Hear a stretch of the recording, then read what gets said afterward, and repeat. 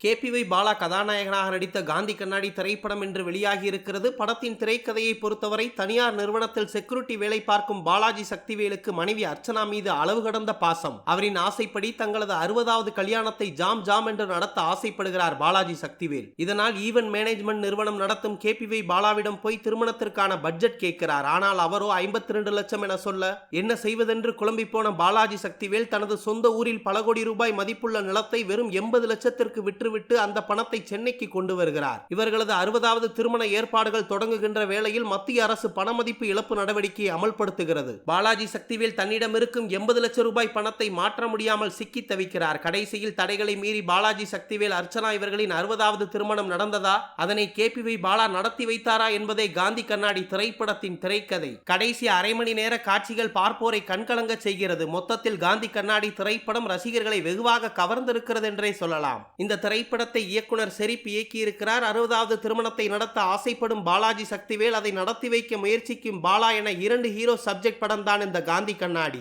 அனைவருமே தங்களுக்கு கொடுத்த கதாபாத்திரத்தை மிகவும் சிறப்பாக நடித்திருக்கிறார்கள். முதல் திரைப்படத்திலேயே கதாநாயகனாக ஜொலிக்கிறார் கேபிஒய் பாலா.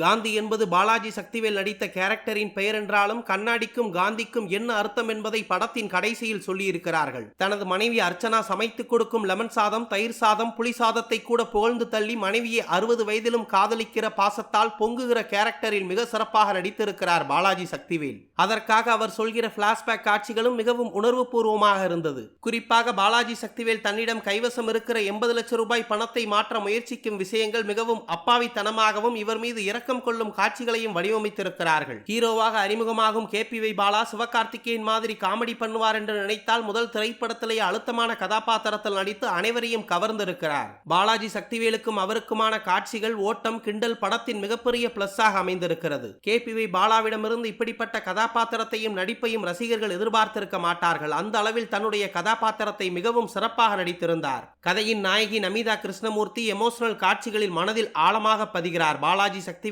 மனைவியாக வரும் வீடு அர்ச்சனா பற்றி கேட்கவே வேண்டாம். குறிப்பாக அந்த சோகமான கிளைமேக்ஸில் பின்னி எடுத்திருக்கிறார். சில நேரங்களில் பல காட்சிகள் சினிமாத்தனமாக இருந்தாலும் நடிகர்களின் நடிப்பு அந்த திரைப்படத்தை தூக்கி நிறுத்துகிறது என்றே சொல்லலாம். ஒரு வயதான தம்பதியின் 60வது திருமண நாள் ஆசை, அவர்களின் முந்தைய பின்னணி, இப்போதைய நிலை, குழந்தை இல்லாத நிலையில் அந்த வயதில் அவர்கள் காட்டுகிற பாசம், புரிதல் ஆகியவை படத்தின் மிகவும் பிளஸ் பாயிண்ட்களாக அமைந்து படத்தின் அழுத்தமான காட்சிகளால் ரசிகர்களை அளவைத்திருக்கிறார்கள். நிஜத்தில் மட்டும் நல்லது செய்யாமல் இந்த திரைப்படத்தின் திரைக்கதையிலும் பல நல்ல விஷயங்களையும் நல்லதையும் செய்து ரசிகர்களின் பாராட்டுக்களை வெகுவாக பெற்றிருக்கிறார் கேபிஒய் பாலா. படத்தை பார்த்த பலரும் இந்த திரைப்படத்தை பாராட்டி வரும் சூழ்நிலையில் கேபிஒய் பாலா கதாநாயகனாக நடித்த காந்தி கண்ணாடி திரைப்படம் மிகப்பெரிய அளவில் வெற்றி பெறும் என ரசிகர்கள் பாராட்டி வருகிறார்கள்.